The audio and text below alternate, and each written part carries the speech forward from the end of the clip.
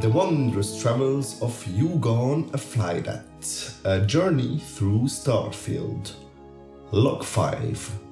The Future Past. As we approach the large staircase leading to the mast building, we spot a Vanguard officer swearing in 3 new members. I feel a pang of jealousy. Maybe I'll get the chance someday. A guard tells me while passing that there's a bartender at the bar called Viewport who's always complaining to security, so I might check that out too later. For now, I enter mast. At the front desk, in the entry hall, there is a resource officer who does what all receptionists do: redirect people to the places they need to go on mast's multiple floors. All the decisions of the UC are made right here in this building. Since I am already a member of the security force, I ask if they have any work for me. She turns me down because of my past and limited expertise, but redirects me to the Vanguard, specifically Officer Tuala. When we arrive at his desk, it turns out that he and Sarah are very friendly with each other. A bit too friendly, if you ask me, but never mind. He immediately offers me a job in the Vanguard. Although I am busy with Constellation, I accept. Sarah would certainly never settle for anyone who isn't a UC citizen, although I don't think she would ever admit that. So, Tuala gets a big "happy to join" from me. There's work, credits, and lots of other in-character benefits, so I tell him that I'm interested. Apparently, he has already tried to send-list Sarah in the past too. It seems it's a game of theirs. He asks, and she says no. God, I'm jealous. He has a tip for us. Apparently, a person called Moira is parading around a special piece of metal in the Sol system.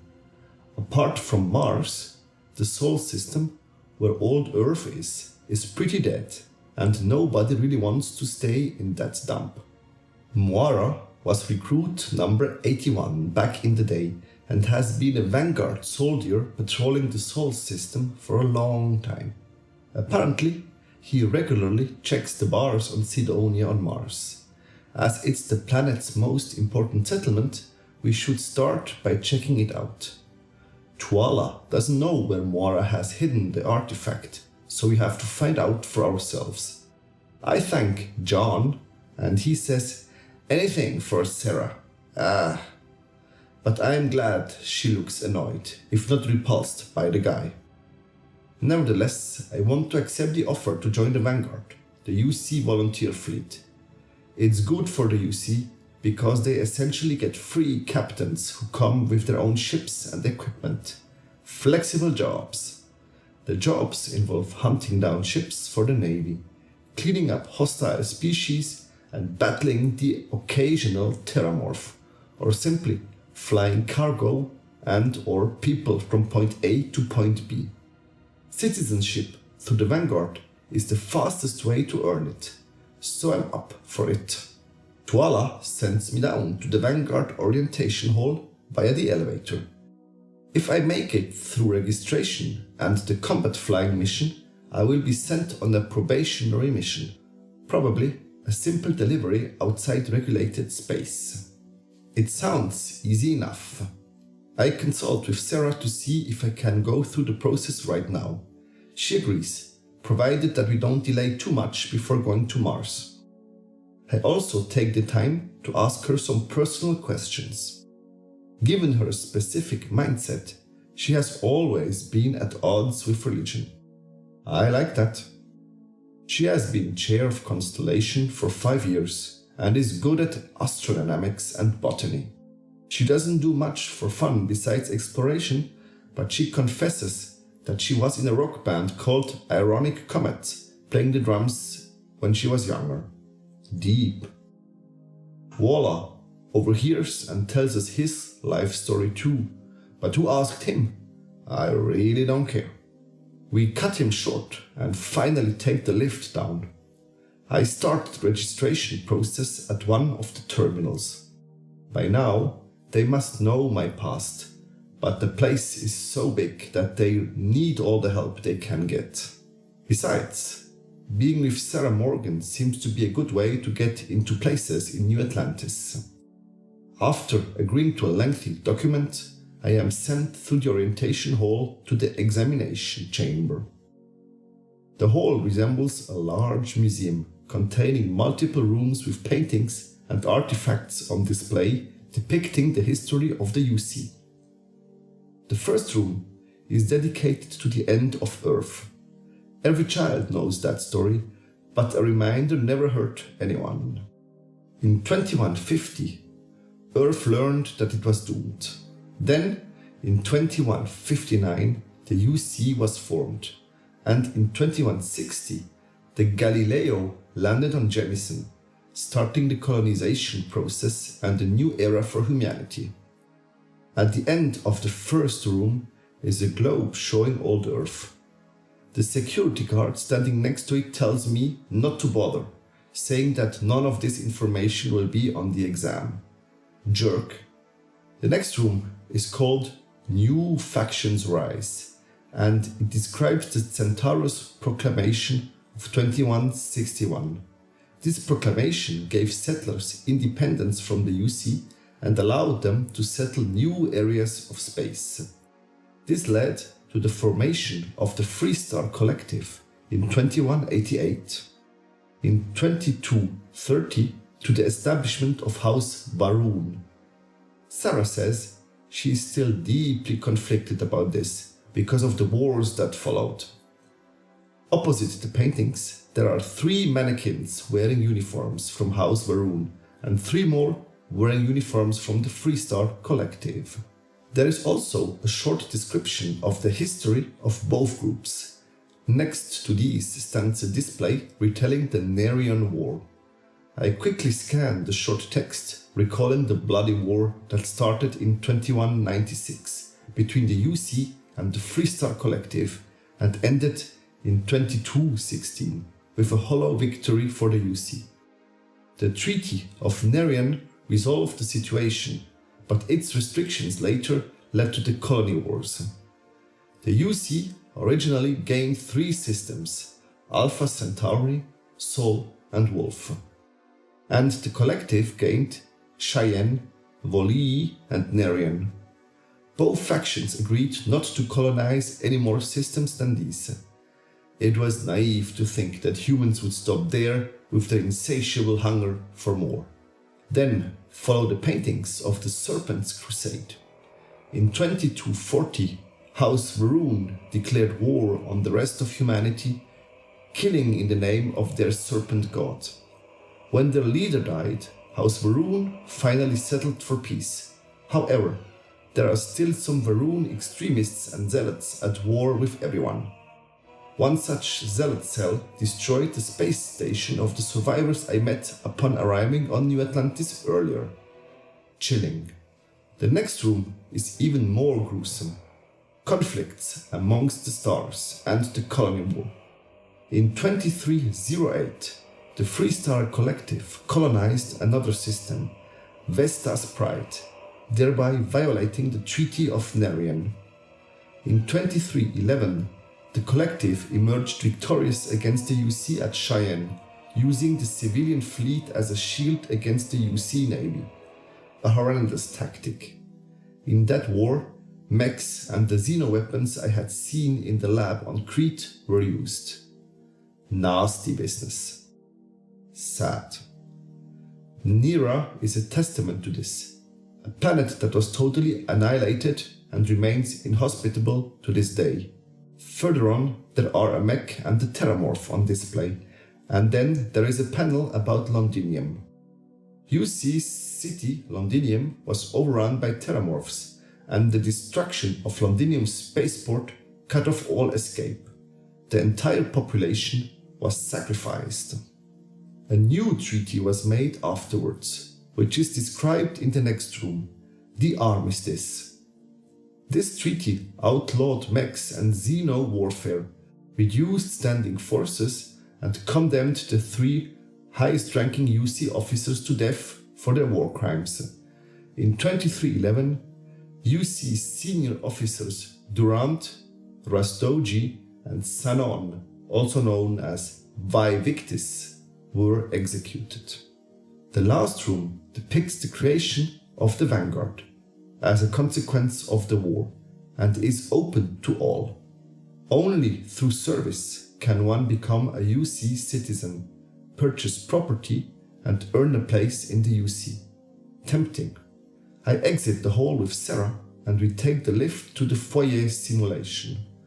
After passing through a set of doors, we enter the simulator room, where 2 of them are waiting for us. I go up the stairs on the left to talk to the exam proctor, Samuelson.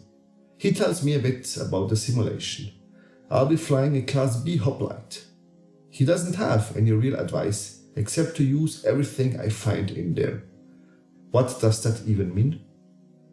I have to defeat at least 3 tiers of enemies, but I can go further to earn a higher salary and become a citizen more quickly. So it's time to get in. I take a look around and see some books I need, but I can't really steal them.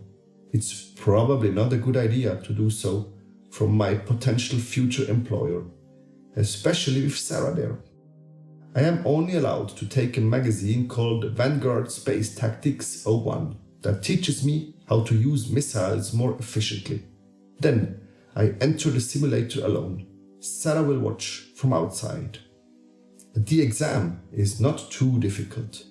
There are 6 tiers of increasing difficulty with more and more ships amidst an asteroid field each time.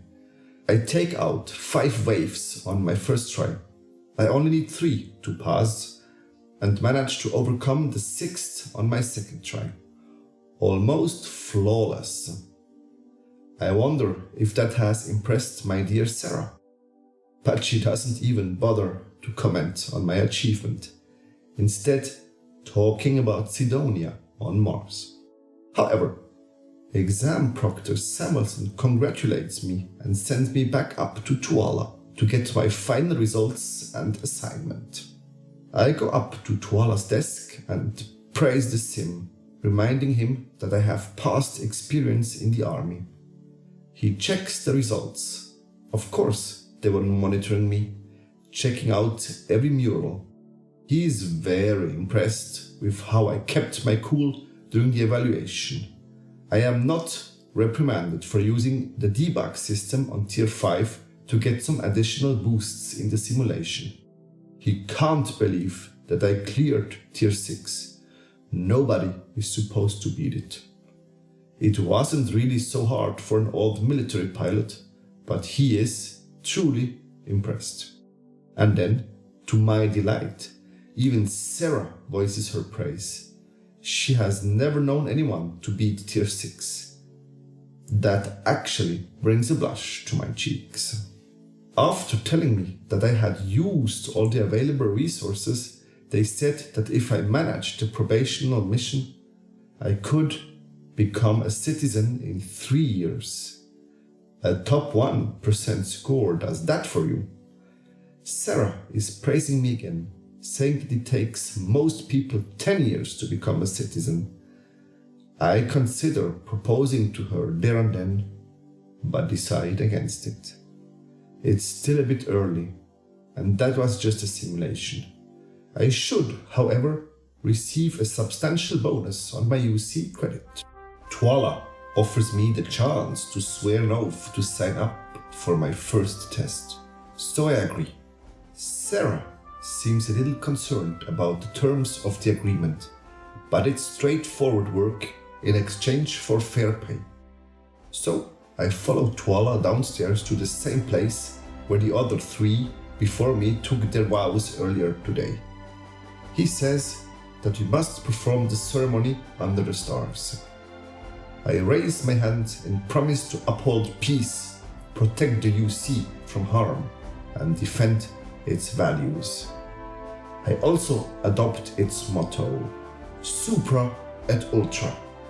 And just like that, I went from being a miner to being a Vanguard in 3 days. Then my probationary mission is a letdown. It's communication repair work on a piece of junk called Tau Ceti 2. I have to deliver goods there, so I'll basically just be hauling cargo across the galaxy. That's disappointing. I receive 16,800 credits in advance for my efforts, and I have to report to the spaceport to collect the repair suit and my materials. First, though, I need to find some supplies, as I have run out of water and I don't intend to die of thirst out there. I ask Sarah where I can buy some drinks and food, and she directs me to a place that sells Terrible. We take the Nat to the commercial district. I was thinking of getting water, but I like coffee too, so maybe I should get that as well. I buy 4 espressos to go for 75 creds each, and then we move on. I enjoy chatting with the clientele at those places, and I met an emo named Evie Martinez who hates the Freestar Collective. She says they have no place in the UC and that we should tear down their embassy. I try to convince her that we need the embassy to prevent another colony war, but she just laughs at me. When I ask her what her problem is, I soon find out what I suspected all along. It's personal. Her father died in the war, and I see that there is nothing I can do to change her mind. She is blinded by rage and hatred, so I leave her. Another customer of interest is Avery Tell, who works at MAST as a diplomat. Originally from Neon, she now works at the Office of Interstellar Affairs, which is part of MAST Administrative Service, and is responsible for ensuring that the armistice is upheld. She loves NA, especially the abundance of trees here. With that, we say goodbye and leave her there. Perhaps I should take her to the well once. That might shift her point of view slightly. At Whetstone, we meet Logan Cullen, a pleasant, smiling woman with blonde hair, nose piercings, and a constant smile. She tells me that her brother works in Sidonia, which is where we are heading shortly. She likes living in NA, meeting new people, and hearing about their journeys. However, she's worried about her brother, who is a Marine, and this wipes the smile from her face, finally. I tell her that everything will be okay, which is the nice thing to do. She apologizes for oversharing, but it's okay. I asked. I might look out for her brother in Sidonia. She tells me to check out the tree in front of MAST. I should introduce her to the scientist Kelton. They might hit it off. For now, I just leave her there and head off to run my errands. At Whetstone, a fancy-looking restaurant, I order from the bartender Alara Catrango. All of her food comes from outer space, with no declared origin. That doesn't sound very promising, and that's not very encouraging. She claims that Whetstone is the best restaurant for meat. That's why it's called Whetstone, where you sharpen your knives. It doesn't sound very trustworthy, but then who knows what the meat is made of. I still check the menu. I'm buying some sparkling water, bread and fruit for the journey. All that strange meat looks suspicious to me. I have no idea what I would really be eating, and there is no way to tell, so I stay clear of it. There are 2 more stops before we head back to the spaceport. First, we take the Nat to the residential district. There's a weapons shop there that I'd like to visit to stock up on ammo. It's called the Centaurian Arsenal, and they stock all the major brands. Combat tech, core kinetics, you name it. I talk to the clerk, Anya Griffin, who I know from before. She's a tough lady. She takes her job very seriously, because for her, buying weapons is a matter of life and death, potentially. She recommends combat tech to me if I want to keep my distance while fighting, which I do, rather than the blades. I buy all the 7.7mm ammo she has, roughly 500 bullets, and a suppressed Eon, bringing the total expense to 6k. Now I just want to head to the local UC distribution center, after which we can leave this planet. Wen Tseng welcomes me at her desk.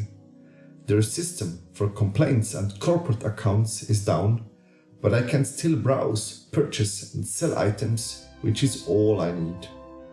I buy all their digipicks to force open locks. You never know. They have a nice UC Marine spacesuit and helmet that I want too, but I'm unsure whether it's worth the 8,000 price tag. In the end, I give in and buy it. It looks like good stuff. I buy more ammo and sell items I don't use. Then we set off again, finally ready for the frontier. It's all very strange somehow. Will our communications repair mission really be as boring as it sounds? How will my relationship with Sarah develop? Will the past of the UC finally catch up with its present? Find out in the next episode of the wondrous travels of Jugon Aflydat, a journey through Starfield. Until then, have a nice day and take care.